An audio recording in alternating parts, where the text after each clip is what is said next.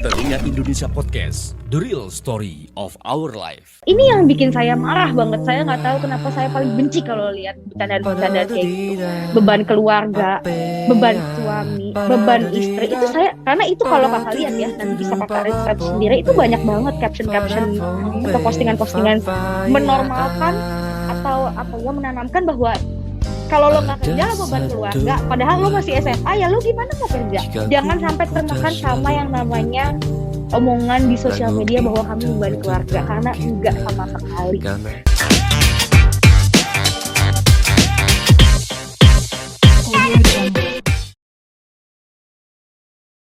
Kita ngobrol-ngobrol dulu ya. Jadi Iya. datang di Telinga Indonesia Podcast. Saya Gusti Hai. Ayu. Alma berada di segmen Semua Tentang Perempuan. Jadi di sini kita bisa ngobrol-ngobrol tentang perasaan, tentang logika, tentang masa lalu juga boleh, atau masa lalunya dilupakan, ambil tengah, ke depan, dan aku rasa sih harus bahagia gitu loh. Oh iya dong. Oke. Siap. Jadi kami tidak akan membahas yang kemarin-kemarin, tapi hari ini aku bersama Alma akan sharing-sharing bareng cerita-cerita ringan tentang Alma posisinya di mana, terus kondisi batinnya sudah bagaimana, itu yang mau kita ajak ngobrol sekarang gitu loh. Ya. Jadi mau latihan dulu atau gimana? Enggak, udah. Langsung aja. Langsung aja sayangnya. Oke. Dia udah cantik sekali loh. Waktu kemarin, waktu yang lalu-lalu saya lihat di media tuh jadi bulan-bulanan Alma. Sekarang saya lihat udah cantik, fresh. Cahaya matanya lebih gitu. Ini kayaknya make up aja. Lebih ya kan, lebih happy-nya kelihatan gitu loh. Walaupun masih sering dibully ya. Ya lumayan masih sering kena sih. Masih sering. Iya. Terus bagaimana Alma menyikapi itu? Karena kan memang aku mengerti gitu bahwa yang namanya followers aku kan memang beda-beda segmen ya, banyak. Maksudnya orang yang follow aku itu kan bukan cuma orang yang mengikuti aku setelah aku menikah, tapi juga ada yang sudah mengikuti aku dari lama banget, dari zaman-zaman SMA, ada tuh banyak. Ada juga yang mengikuti aku setelah aku terima Tuhan. Jadi followers aku tuh sangat-sangat beragam lah di situ.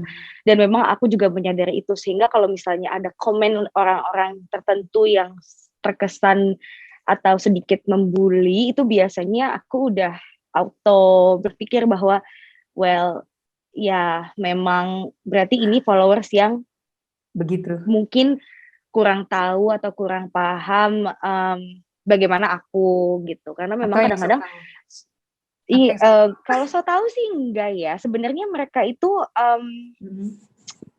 mungkin mereka itu bukan so tahu, tapi lebih melihat dari mana orang-orang atau baca di berita tuh seperti apa, sehingga mereka terbentuklah opini bahwa aku seperti ini. Kayaknya kalau misalnya so tahu, enggak juga ya, gitu. Karena mereka mostly sih baca-baca berita-berita yang tidak valid aja sih, makanya bisa ngoceh ini itu, gitu. Sementara ya kenyataannya kan ya mungkin jauh dari itu, gitu. Ya tapi memang itulah, makanya seperti aku tadi bilang, 900 sekian ribu followers aku, mereka terbagi-bagi, mereka enggak 100% pro ke aku gitu. Bahkan aku berani bilang bahwa 90% itu kontra semua, nggak ada yang pro. Jadi ya memang ya seperti itulah gitu followers aku. Suka bully-bully. Apa yang dirasakan saat ini batinnya?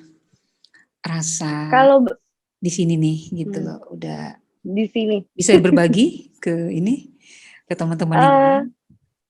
Bisa. Kalau misalnya rasa saat ini gitu ya, rasa saat ini sebenarnya aku tadi kebetulan baru chattingan sama teman aku gitu kan, terus teman aku nih memang lebih tua gitu, terus dia bertanya, kamu kemana gitu, aku kangen kamu kok nggak pernah kumpul-kumpul lagi sih gitu. Banyak pertanyaan-pertanyaan dari teman aku, atau bahkan juga kadang dari followers gitu, kak temannya kemana, kok nggak gaul, apa ini itu segala macam. Aku cuma bilang sama mereka bahwa aku ada di zennya aku, di posisi dimana yang aku sudah menemukan alur Iya. hidup aku sehari-harinya gitu, di mana kegiatan aku sehari-hari itu sudah terpola gitu. Jadi Betul. aku lagi nyaman dengan pola ini dan aku tidak mau bukan tidak mau bersosialisasi gitu, tapi rasanya dari mulai aku SMP, SMA itu kan aku sudah sangat banyak keluar apa segala macam, sosialisasi sana sini ketawa-tawa, dan semua hasilnya kan nol, nggak ada yang membawa dampak positif juga buat Positif. aku. Jadi menurut aku ya udah, sekarang aku sudah tahu pola hidup aku bagaimana, jalanin aja selama itu positif dan akunya nyaman. Jadi nggak perlu deh tuh melibatkan orang-orang yang menurut aku nggak perlu gitu. Jadi kalau ditanya saat ini hatinya seperti apa, Ya, sangat-sangat damai dan tenang. Aku juga punya binatang peliharaan yang ternyata apa tuh? funny enough, mereka tuh bener-bener, aku punya anjing satu, punya kucing satu, dan ternyata mereka tuh bener-bener bisa bikin aku tenang Oh. gitu. Makanya I feel like I don't need anyone else gitu, karena mereka Oke. udah bikin aku sibuk gitu kan, udah Betul. bikin aku tenang dan lain-lainnya. Jadi saat ini kalau ditanya dari segi state of mind, terus juga physically, I'm very good, sangat-sangat baik Ya, gitu. kamu kelihatan lebih bahagia kok. Cantik, Thank you. terpancar.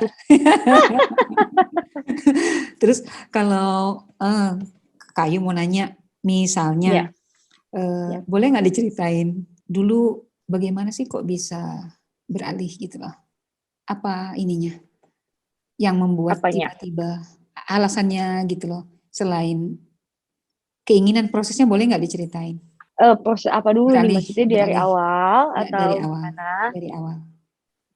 Sebenarnya kalau untuk membahas itu tuh sebenarnya aku masih agak gimana ya Kak, karena orang tua aku juga harus menjaga hati kedua orang tuaku gitu kan. Maksudnya mama papa itu kan juga mereka masih muslim, dan bohong lah kalau mereka tuh tidak tersakiti gitu. Jadi kalau misalnya untuk cerita dari awal, aku agak masih ragu-ragu. Tapi memang yang perlu ditekankan adalah itu semua terlepas dari apa yang terjadi sebelumnya, yaitu perceraian. Itu sangat-sangat tidak benar adanya bahwa memang ada sosok laki-laki yang mengecewakan atau ada rumah tangga yang selesai atau apa, itu enggak. Itu benar-benar pure panggilan di mana, aduh aku sampai gemeter ngomongnya, emang panggilan di mana memang pada saat itu ya Tuhan maunya itu gitu. Jadi terlepas dari apapun itu, karena memang saat itu yang bisa aku rasakan, aku bisa flashback lagi ke saat itu, pada saat aku mulai mencari, mulai mengeksplor, itu memang saat itu posisi aku sudah tidak sakit hati lagi, sudah tidak galau, sudah tenang, sudah ada di posisi tenang.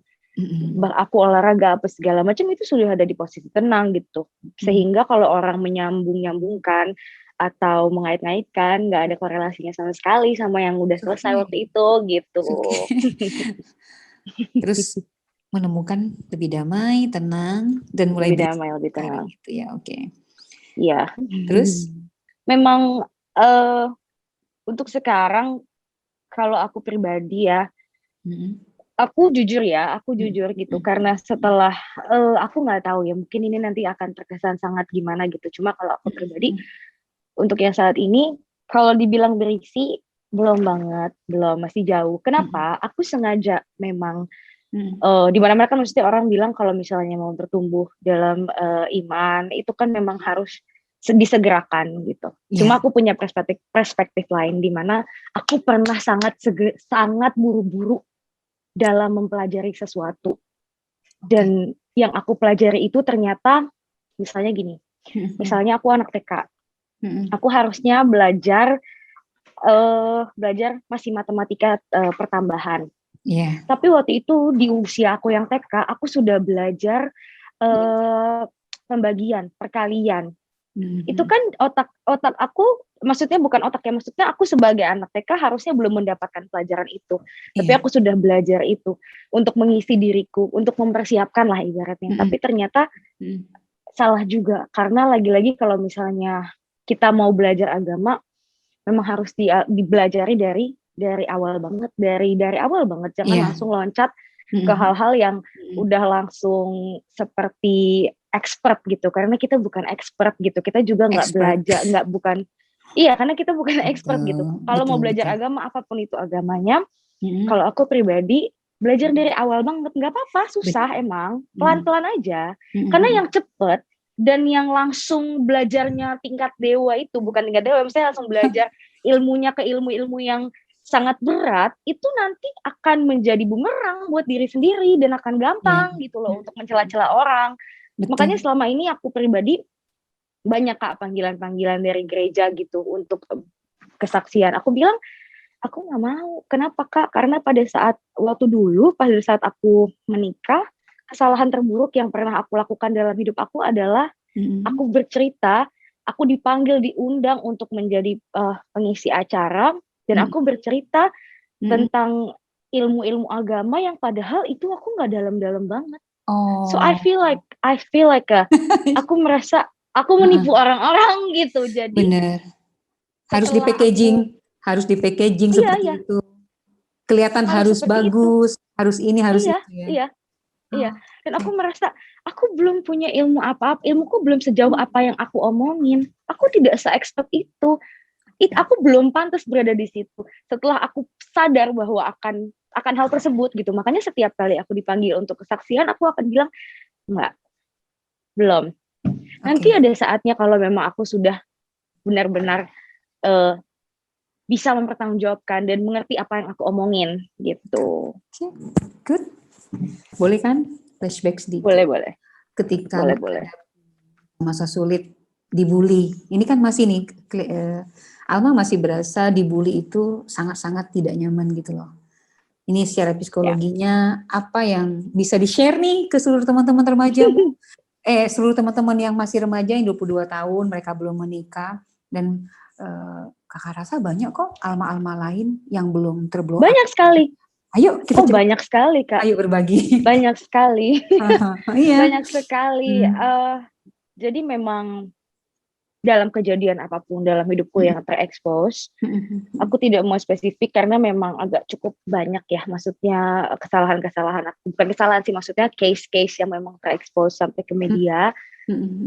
Dari sekian banyak case itu memang yang memberatkan sebenarnya bukan masalahnya, tapi orang-orang yang membuli dan berusaha untuk menjadi yang paling tahu, itu yang paling berat sih. Karena sebenarnya kayak misalnya contoh, ini aku sebenarnya ini maksudnya bukan aku belum move on ya, cuma ini adalah satu event yang mungkin besar sekali impact-nya dalam hidup aku dan juga diketahui oleh orang-orang. Jadi aku ambil sisi yang itu aja, simple soalnya. Contoh pada saat aku sudah resmi bercerai, itu kan memang sudah selesai. Kalau akunya pribadi ya udah selesai. Tapi orang-orangnya ini yang terus-terus membuli, yang akhirnya bikin aku stres ngedrop sendiri gitu kan.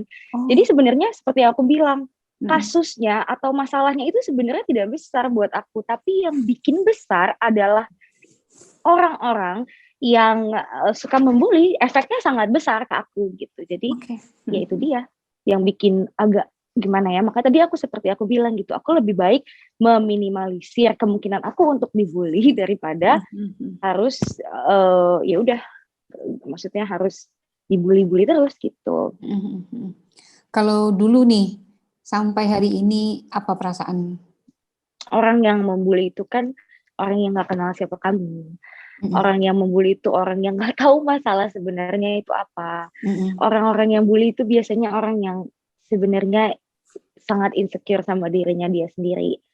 Dan orang yang ngebully itu sebenarnya orang yang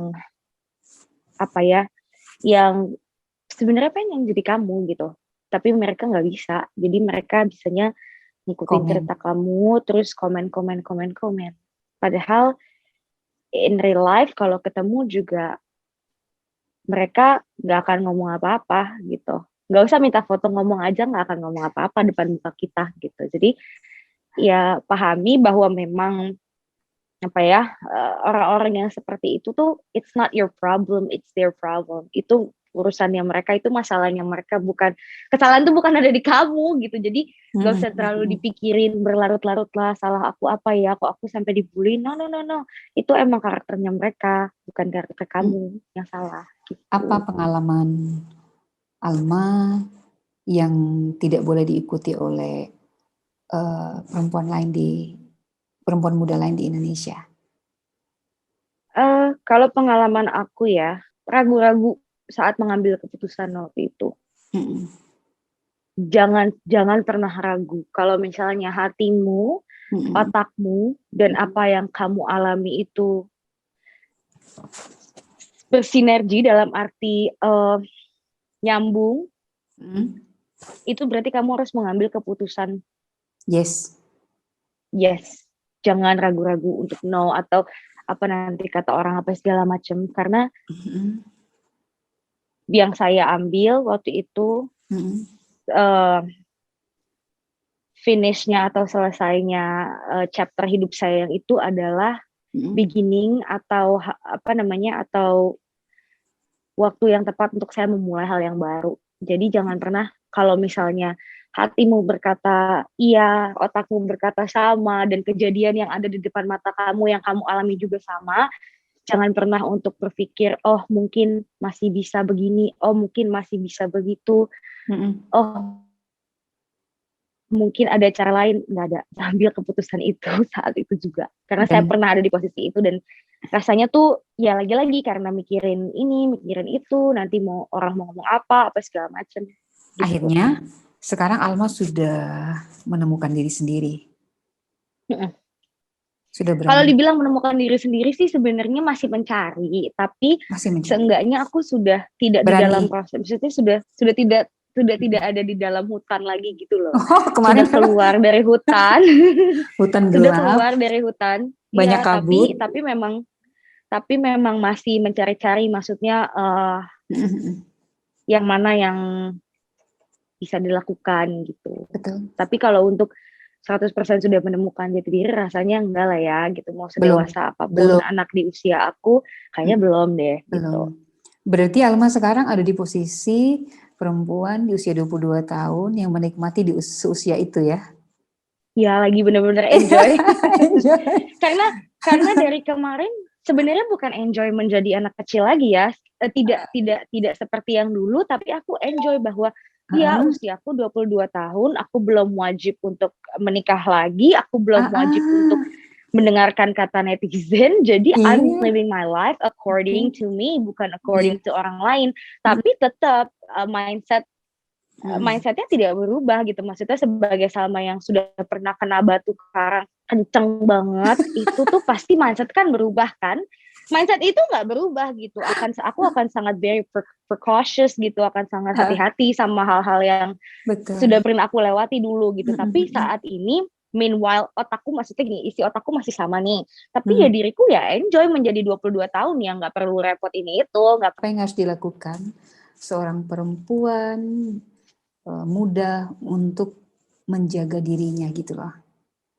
Agar dia bisa mencapai cita-citanya. Taruhlah pengalaman Alma kan sudah terjadi nih. Nah jadi karena Alma lah men-share pengalaman terus berbagi bukan mengajarin ya, bukan ngajarin kan kita. Bukan. Membawa teman-teman yang lain, perempuan yang lain ini ke visi yang berbeda gitu loh dari yang sudah terjadi dengan dirimu kan. Gitu. Iya, betul. Yang aku lihat fenomenanya di sini lagi zaman banget. Yang namanya kan sampai ada kosakata baru ya, walaupun nggak resmi, tapi kan ada yang namanya bucin ya, budak cinta katanya. Nah, menurut aku itu adalah sesuatu yang sangat-sangat salah, karena belajarlah dari aku meninggalkan kuliah aku untuk menjadi seorang istri waktu itu.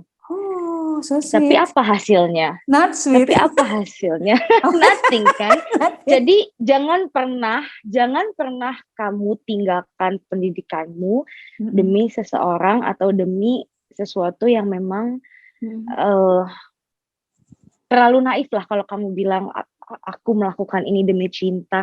Aku pribadi sudah bukan nggak percaya. Aku pribadi sudah tidak lagi yang namanya apa-apa itu sayang, apa-apa itu cinta, apa-apa tuh gimana, udah nggak kayak gitu lagi. Karena memang iya aku sudah merelakan ibaratnya pendidikan aku waktu itu gitu kan. Sekarang banyak bucin, banyak yang viral-viral sampai begini begitu gara-gara putus atau gara-gara apa segala macam. Itu menurut aku nggak perlu. Cinta itu jangan kelebihan.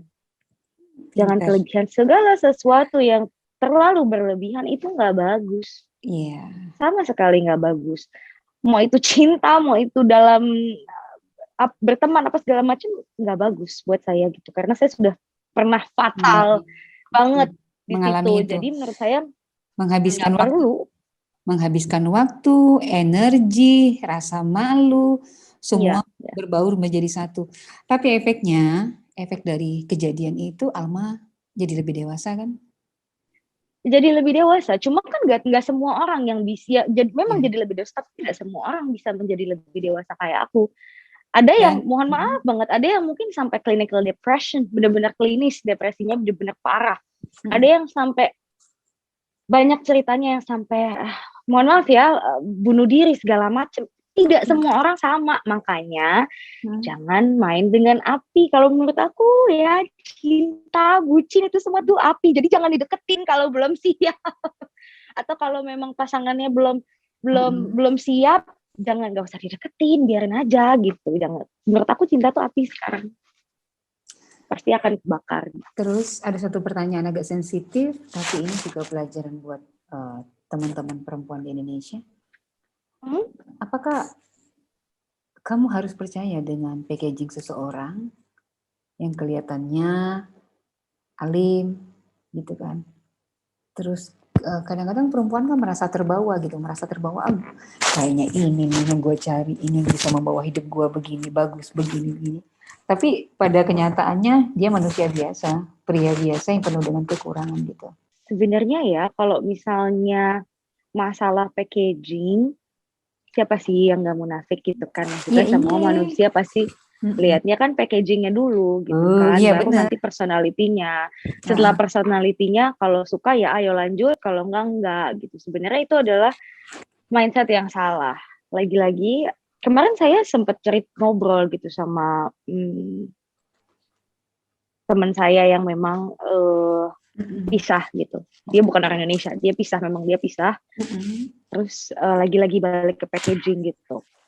Kita ngomong sama-sama dewasa dan sama-sama realistisnya aja ya, seseorang yang sudah pernah menikah, sebagai mama, sebagai ibu rumah tangga juga kakak, itu harus, maksudnya aku di sini mau ngomong yang benar-benar open aja ya. Maksudnya gini, kalau dilihat dari packaging, packaging itu bisa banyak loh, bisa cantik, bisa badannya bagus, bisa berpakaian rapih, itu kan bisa seperti itu kan.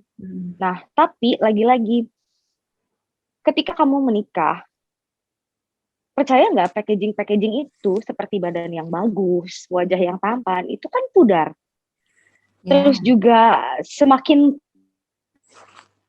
kamu lama menikah, lama juga kamu merasa bahwa ketertarikan untuk fisikal itu kan juga sudah kayak ya udah biasa aja gitu kan. What's left? Apa yang tersisa? Ya itu cinta sama personalitinya. Cinta sama personalitinya. Karena jujur ya, ini menurut aku dengar teman aku ngomong kayak gitu, cerita tentang hidupnya, aku bilang ini, oh berarti ketampanan itu luntur, kecantikan itu luntur. Di saat baru pacaran itu kalian pegangan tangan, cium pipi, itu nafsu namanya. Ketika kalian udah menikah, ketika kalian udah menikah, jeder, anak dateng nih. Jarang dong beromantis-romantisan, akhirnya yang tertinggal apa? Hanya personalitinya. Kalau personalitinya sebenarnya nggak nyambung, nggak cocok, tapi dipaksain diklopin karena memang packagingnya bagus, badannya bagus, wajahnya ganteng, ya nggak akan bisa. Bisa. Apakah Alma pernah diajak berpura-pura untuk sempurna gitu di pengalaman yang kemarin? Sebenarnya berpura-pura. Ya intinya apa bahasanya ya? Mungkin kurang tepat kalau berpura-pura, tapi kelihatannya harus mengikuti. Enggak sih kalau. Enggak ya? Sebenarnya gini sih, sebenarnya memang posisinya pada saat posisinya sekarang gini loh, kalau untuk menceritakan apa yang pernah terjadi di part itu kan part aku berumah tangga sama mantan suami aku kan. Aku di sini karena aku juga perempuan gitu. Rasanya tidak etis kalau misalnya aku bercerita apa yang menjadi masa lalu di saat dia sudah ada perempuan, di saat dia sudah beristri. Sorry, bukan itu. Takutnya sayang, bukan itu. Kita nggak ke situnya. Justru dari pengalaman Alma gitu kan. Apakah dengan berita yang keluar ke media, kamu merasa tidak nyaman, terus harus kelihatan sempurna gitu loh sayang. Itu sih yang mau Oh enggak, Gitu. aku enggak pernah ngerasa, enggak Apakah kamu tidak bisa pernah menjadi dirimu sendiri gitu? aku nggak mau. Nggak mau. No, aku bilang sama diri, maksudnya aku selalu tanamin di pikiran aku nggak ikutin omongan orang lain, karena emang faktanya kan memang aku nggak bisa nurutin semua maunya orang-orang di Instagram atau di luar manapun. Even jangan kan gitu, aku aja sama orang tua kadang suka masih debat, mau aku mau aku, mau mereka mau mereka. Tidak ada yang bisa maksudnya tidak ada yang bisa, manusia tuh nggak bisa ngikutin semua orang. Lagi-lagi kita nanti akan hidup ya udah masing-masing sendiri aja gitu kan. Jadi menurut aku untuk berpura-pura menjadi aku yang sebenarnya bukan aku, pernah aku alamin, tapi aku tidak mengizinkan itu terjadi lagi sama aku, because I know aku berdosa banget loh waktu Berdosa sama itu. diri sendiri. Berdosa sama diri sendiri. Menjadi orang lain tuh aku, menjadi orang lain. Iya, berdosa sama diri aku sendiri gitu. Jadi aku nggak mau, makanya ya sekarang orang-orang mungkin terkesannya kaget kok jadi pakai contohnya kok jadi pakai rok mini apa segala macam. Enggak, emang dari dulu kayak gitu, cuma dulu kan nggak dikasih lihat. bukan baru sekarang, emang dari dulu kayak gitu, cuma dulu kan nggak dikasih lihat. Dulu ada foto-fotonya ada, tapi mungkin kamu nggak nyari, makanya kamu kaget kan gitu. Tapi padahal aku nggak berubah sama sekali ya, menurut aku. Karena mereka ngelihat itu setelah kamu pakai kerudung gitu kan, lalu ada kisru-kisru, terus muncullah, ya itu efeknya kan begitu, dikata-katain. Oke lah, kita cut sampai di situ ya urusan yang itu. Kepingin tahu nih cara Alma menghormati orang tua, kemudian walaupun dengan cara yang berbeda ya, bisa berbagi nggak? Cara ke ayah mungkin bagaimana sebelum kejadian kemarin atau setelah kejadian ini, bagaimana dengan hubungan ayah dan panggilnya apa? Ayah atau ibu? Ayah dan ibu? Ayah ibu Ya. Ya. Boleh di ini dong berbagi. Sebenarnya untuk masalah itu aku juga masih harus banget banyak belajar ya. Karena kan memang nggak mudah kan. Jadi memang harus sangat masih belajar lagi. Saya ini belajar juga dari Alma loh. Saya punya anak perempuan juga. Jadi sebenarnya apa yang benar. Jadi apa yang Mbak Ayu tanyakan itu buat anak saya juga ketika anak minimal gini lah. Ketika anak saya baru berusia 15 tahun, 16 tahun. 15 tahun, 16 tahun baru anak saya gitu kan, SMK kelas 1. Ya udah paling ini tonton ke Alma, ngobrol tentang dia, tentang kehidupannya. Jadi anak-anak bisa belajar sayang. Cuman itu. Ya. Tidak, artinya bagaimana sih ketika ada perbedaan. Dan kalau ayah menganggap, biarlah kasih waktu Alma untuk bergerak, dinamiskan hidupnya. Ya itu kan belajar. Ya, saya pikir sih luar biasa tadi. Belajar Kak, aku belajar. Nah, itu sesuatu yang sangat baik diucapkan gitu loh. Nah, jadi banyak ini, makanya saya bilang sharing ini tuh banyak nanti didengar oleh teman-temanmu bahwa Alma ini sisi lainnya begini ya gitu loh. Enggak kan ya kalau media kan intinya harus butuh visual, jadi butuh hot news gitu karena itu berhubungan sama rating. Kalau kita enggak, ngobrol aja, tempat ngobrol, tempat berbagi, begitu orang like, share, komen karena memang bermanfaat untuk anaknya, bermanfaat sebagai kami nih seorang ibu yang memiliki 2 putri, kok saya putrinya 2, kelas 6 SD dan kelas 1 SMP. Nah kan dengan berat itu Kak. Iya makanya saya belajar, makanya kalau ini saya nanya karena memang saya mau belajar. Ntar gue jadi ibu seperti ini. Ya sama kayak berantem kecil tuh ada gitu loh. Pasti ada. Iya ada, wajib. Kalau enggak kan normal hidup kan. Harus. Oke. Kalau enggak aneh malah. Iya. Ya ternyata nanti kan ada pelajaran hidupnya kan ada gitu loh. Oke, nah terus tadi kita lanjutin yang tadi. Ke orang tua gimana? Ke ayah sama ibu. Aku pribadi aku nggak bisa berbicara untuk mereka ya, maksudnya apa yang mereka rasakan. Aku nggak tahu. Aku cuma bisa berdoa bahwa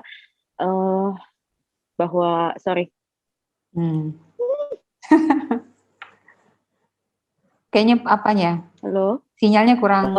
Intinya ya Tuhan kuatkan. Enggak, udah kok, udah. Ya intinya Oke. adalah Tuhan kuatkan gitu kan, cuma bisa Mm-mm. berdoa untuk mereka. Tapi kalau aku pribadi, Mm-mm. maintain hubungan dari yang hubungan yang apa ya, yang memang sudah, maksudnya hubungan kita baik, cuma kan sekarang kita sudah berada kedua arah yang berbeda kan. Iya. eh itu aku masih sangat belajar lagi karena Mm-mm. apa ya, karena maksud aku tidak semudah itu loh untuk, Mm-mm. Mm-mm. contohnya gini deh, aku Mm-mm. mengerti, aku menoleransi gitu bahwa ketika datang ke rumah Mm-mm. semua atribut yang berbau apa yang aku yakini sekarang itu aku lepas. Dalam arti misalnya contohnya gitu, aku pakai kalung gitu, ada lambangnya gitu. Mm-mm. Itu aku lepas because I respect them. Iya. Karena aku tahu kalau ketika mereka lihat itu ya mereka sedih gitu. Iya. Makanya banyak pertanyaan netizen kayak, "Karena kalungnya kemana? Kalungnya kemana?" Aduh, waktu itu ada kalung salib gitu. "Karena kalungnya kemana?" The reason kenapa aku lepas karena I know Pada saat itu kamu bahwa itu akan menyakitkan gitu loh. Itu kenapa kalung itu aku lepas, kalung salib itu aku lepas karena itu menyakitkan gitu. Jadi semua yang berbau-bau, gini loh, aku tuh kan di posisi yang menyakiti. Gimana pun ceritanya, aku adalah anak yang menyakiti dan mereka tersakiti gitu. Makanya di saat aku menyakiti, aku harus sadar gitu bahwa aku nggak bisa langsung tiba-tiba mau semuanya normal aja, nggak bisa. Ada hati yang harus pulih di situ, hati orang tua yang harus pulih. Ada orang tua yang perlu menerima kenyataannya seperti ini dan itu butuh waktu Iya. yang lama banget. Jadi aku nggak mau maksain gitu ya, lo harus terima gitu, lo harus terima. Gue tahun ini Natalan, gue begini, gue begitu. Iya. Tapi satu yang saya salut banget dari orang tua saya itu, mereka tidak pernah Saya malah nangis melarang, loh. mereka tidak pernah larang Mm-mm. untuk saya pergi beribadah. Itu mereka nggak pernah larang. Bahkan ketika di luar negeri saya bilang, ini hari Minggu, saya boleh nggak gitu main gitu. Karena saya sangat hati-hati kan, misalnya boleh nggak main gitu. Pasti kan mereka bertanya main kemana gitu. Dalam hati saya lah, Salma juga gimana sih, harusnya pakai alasan lain gitu. Padahal sebenarnya tujuannya mau ke gereja gitu. Mereka bertanya gitu, mau main kemana gitu. Ya mau nggak mau, karena memang posisinya di luar negeri ya saya harus bilang gitu ke Hillsong gitu kan. Terus mereka tanya Hillsong itu apa, ya udah deh harus menjelaskan gitu kan. Akhirnya pada saat menjelaskan tapi ada rasa takut di situ gitu, menjelaskan rasa takut dan rasa sedih banget gitu bahwa mereka harus tahu bahwa anaknya ini ke gereja gitu. So it's very painful to me. Berat banget, and people don't know that gitu. Berat jadi orang tua aku dan berat juga jadi aku gitu. Jadi ketika akhirnya itu ya udah dibolehkan, ya udah sana hati-hati. Mereka selalu support gitu. Itu yang sangat-sangat luar biasa dari Alma orang bahagia, tuaku gitu. Dan itu merupakan surga yang luar biasa kan ketika mereka memberikan support, yang memberikan waktu, memberikan dirimu ruang gitu loh. Berarti ayah sama ibu saat ini memberikan ruang untukmu menjadi lebih sesuai dengan pilihan. Tapi satu yang aku selalu tekenin, apa tuh? Gitu. Diberikan ruang berarti bisa kurang ajar, dalam artian karena diberikan ruang jadi kayak nunjukin banget gitu. Enggak gitu juga, harus tetap rem, tahan pelan-pelan.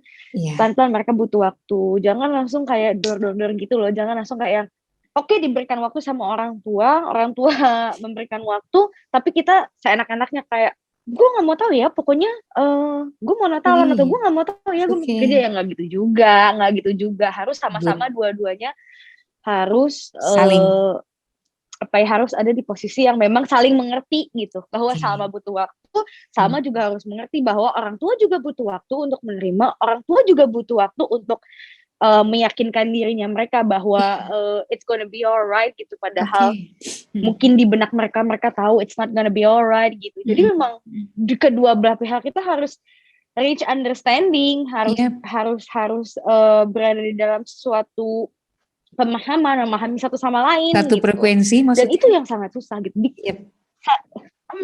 Nggak satu frekuensi. Kalau satu frekuensi kan berarti semuanya gampang-gampang aja gitu, tapi nggak, harus saling mengerti. Tetap aja sinyal-sinyalnya berbeda sayang. Satu frekuensi kan nggak berarti tidak terganggu oleh sinyal-sinyal lain gitu loh. Kadang orang-orang tuh tidak mengerti gitu. Orang-orang ngomong kayak, oh ini anaknya digedein dari kecil, udah gedenya malah, mohon maaf ya, malah murtad yang gitu-gitu. People tuh kan nggak ngerti ya apa yang kita alami gitu, apa yang saya alami gitu kan. Jadi rasanya kalau orang main ngoceh kayak gitu tuh itu benar-benar yang kayak kena banget gitu. Yang sebenarnya mereka nggak tahu. Mereka kan ngiranya tuh oh ya Salma nih nyakitin orang tuanya, nyakitin. Tapi kan padahal mereka nggak tahu. Aku tuh juga struggle untuk kayak berusaha untuk kayak ya udah. Dalam artian kayak berikan ibu ayah waktu, biarkan mereka mengerti ini semua. Aku nggak pernah maksain gitu. Nggak pernah langsung tiba-tiba memaksakan bahwa kalian harus terima ya, aku udah kayak gini, aku tuh nggak pernah ngomong kayak gitu. Aku selalu memberikan mereka waktu dan jarak, space butuh juga kan. Karena kenapa selain waktu, space juga butuh? Karena kan namanya orang kan pasti lagi pusing, lagi stres. Bawaannya kan kalau ngelihat orangnya kan kadang suka kesel gitu kan. Makanya aku memberikan jarak dan waktu untuk mereka sampai akhirnya nanti ketika nanti aku lihat ibu sama ayah sudah mulai membaik, baru nanti aku deketin mereka lagi pelan-pelan. Dan sekarang sudah membaik gitu, tidak ada di keluarga aku memang tidak ada yang bermasalah gitu, tapi tetap aku memberikan waktu sama jarak sehingga nanti kalau misalnya mungkin sudah agak cool down, baru mendekat lagi pelan-pelan gitu. Karena memang nggak bisa aku tuh memaksakan bahwa ya lo harus terima gue kayak gini, nggak bisa karena mau gimana pun caranya pasti mereka sakit gitu. Jadi aku nggak terlalu memaksakan harus terima aku ya kayak gini kok. Iya. Oke. Jangan. Kita bicara ke perempuan juga tapi seorang ibu ya. Kalau tadi kan ayah ibu nih gitu loh. Ibu usia berapa sekarang? Ibu usia 36. 39. Tanggal 6 nanti 39 nanti tanggal 6 Juni. 6 nanti 40. Oh, 40. Saya 43. Ya. Tapi anaknya udah gede. Udah 3 tahun lah. Ya, udah gede. Udah 3 tahun. Berarti nikah muda juga dong kakaknya. Enggak, justru udah tua, nikahnya ketuaan. Oh iya. Oh iya. Oke. Nah, ini nih ya kita sebagai perempuan karena kan segmen yang kita bicarakan ini adalah semua tentang perempuan gitu loh. Iya. Nah, sebagai ibu nih, kalau sekarang sih sebenarnya ada semacam phone call gitu, menelpon ibu, mau nggak sekarang? Sengaja sih saya sembunyiin, menelpon ibu hanya bilang say hi aja.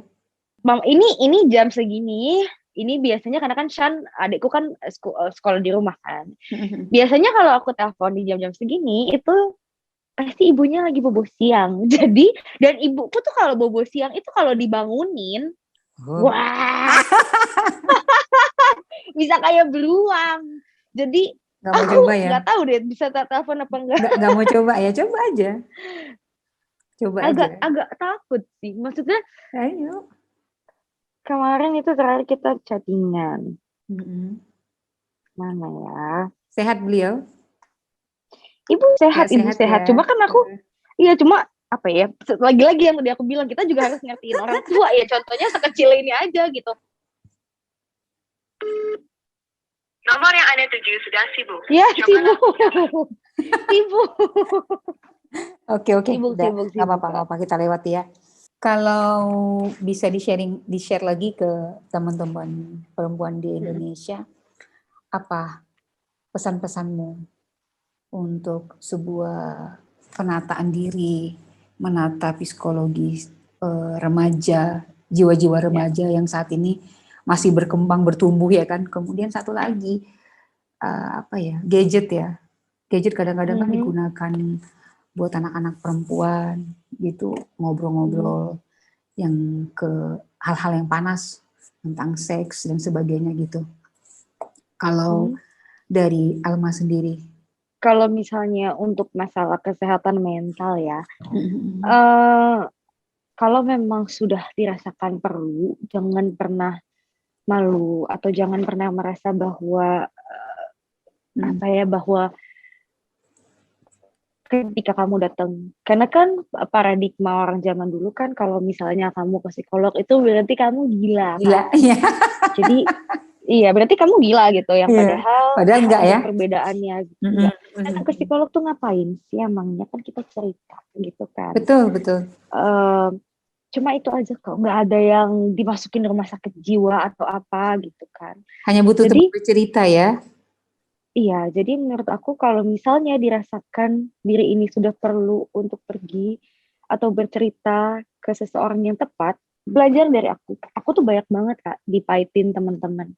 Mm-mm. Dalam arti setiap aku menceritakan kepahitan dalam hidupku tuh pasti temanku tuh nyebar ke orang lain. Nah, Sehingga aku betul. sadar bahwa aku harus cerita sama orang yang tepat. Orang yang memang punya kredibilitas untuk mendengarkan Nah, dan disumpah tidak menyebarkan cerita. betul. Sehingga sampai detik ini, puji Tuhan, aku Mm-mm. sudah nggak pernah cerita sama teman-teman aku lagi. Yang mereka tahu hanya bahagianya aja. Because mereka nggak perlu tahu pahitnya aku tuh gimana. Karena mereka akan ngomongin lagi. Yang cukup tahu adalah kamu, Tuhan, sama psikologmu. Selesai. Cuma Mm-mm. mereka yang butuh tahu. Orang lain nggak usah tahu. Mm-mm. Dan itu tadi, bercerita pada orang yang tepat, yang kredibel, yang memang bisa bantu kamu. Teman bisa apa sih kalau kamu bilang, kayaknya gue depresi deh. Teman bisa apa? Teman bisa sabar ya. Abis itu apa? Ngilang. Paling benar cerita ke orang yang memang kredibel dan berkompeten dalam halnya. Cerita ke psikolog. Psikolog sekarang di puskesmas kan juga udah ada.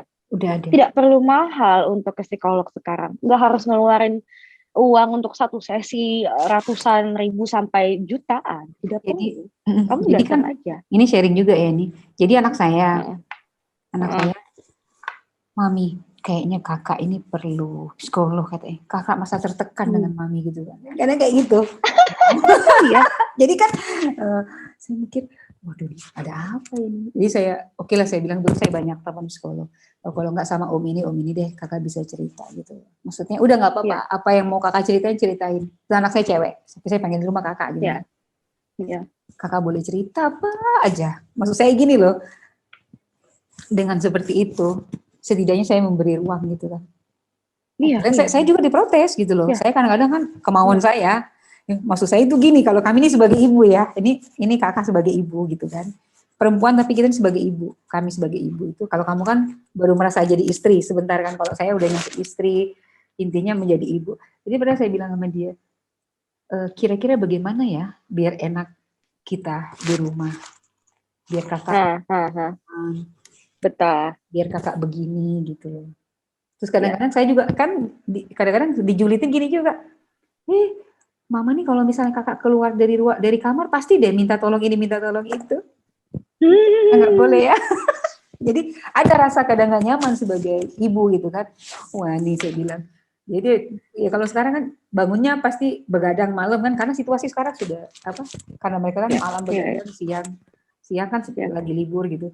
Jadi itu kadang-kadang kami ini sebagai ibu akan merasa seperti itu, Alma gitu loh. Ya. Nah, ya, which is makanya itu dia, misalnya kalau misalnya ada masalahnya sama ibunya, ya datanglah ke konseling yang bisa ibu sama anak gitu kan. Karena memang yang anak-anak ada sendiri, yang udah mulai agak dewasaan ada sendiri, yang keluarga juga ada, konseling untuk keluarga juga ada gitu sih.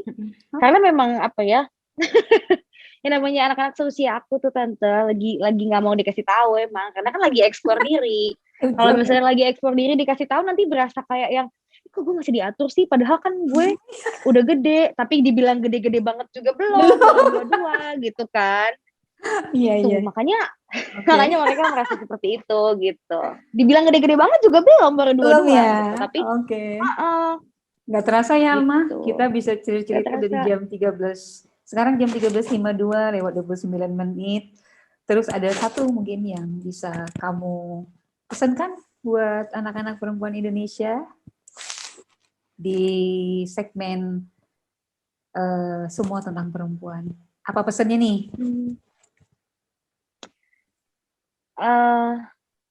Yang pertama sih untuk perempuan itu kita harus menjaga diri ya, karena nggak bisa maksudnya yang bisa menjaga diri kita itu cuma diri kita gitu. Mau itu dari orang-orang, mau itu dari perasaan, karena kan kita juga harus menjaga perasaan kita, yang bisa menjaga perasaan kita biar nggak sakit itu kan kita. Terus harus benar-benar yang namanya kuat di zaman sekarang ya. Di zaman sekarang harus kuat gitu. Saya yakin gitu kalau memang ada anak remaja yang nonton dan suka lihat dari akun-akun bercandaan, akun-akun kocak seperti itu ya, akun lucu gitu. Terus kalian melihat di mana stigma beban keluarga ini dimainkan banget di anak-anak zaman sekarang gitu, di mana ketika SMA keluar terus nggak kuliah atau kuliah selesai kuliah nggak ngapa-ngapain harus sampein ini sih.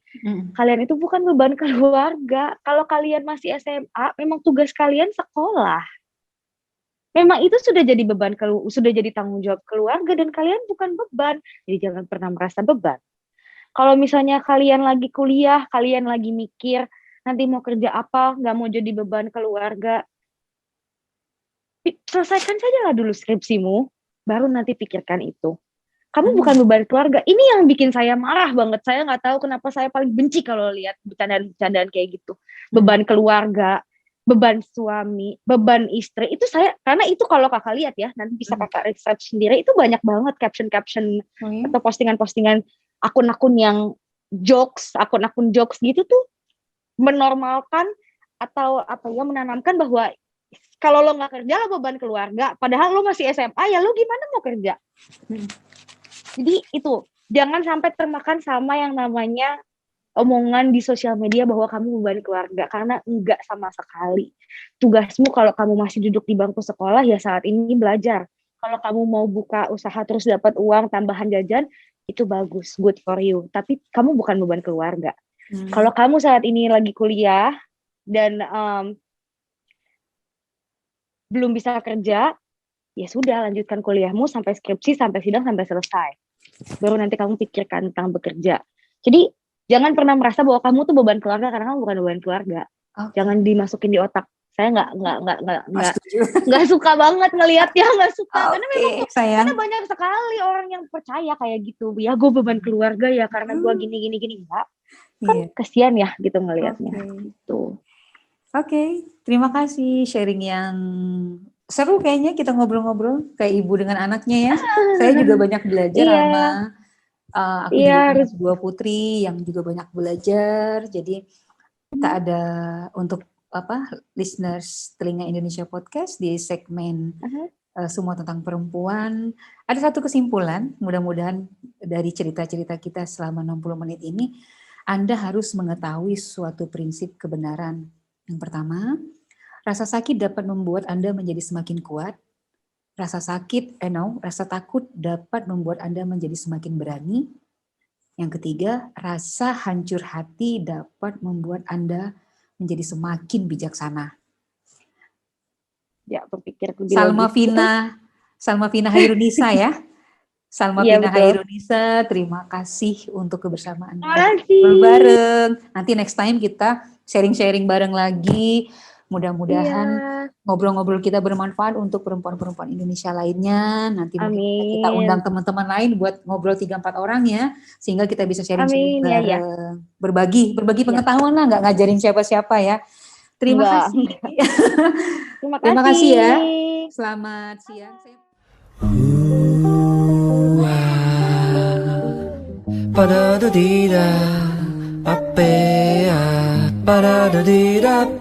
Para tu du pa pa pompe, para pompe fa fa ya. Telinga Indonesia Podcast, The Real Story of Our Life.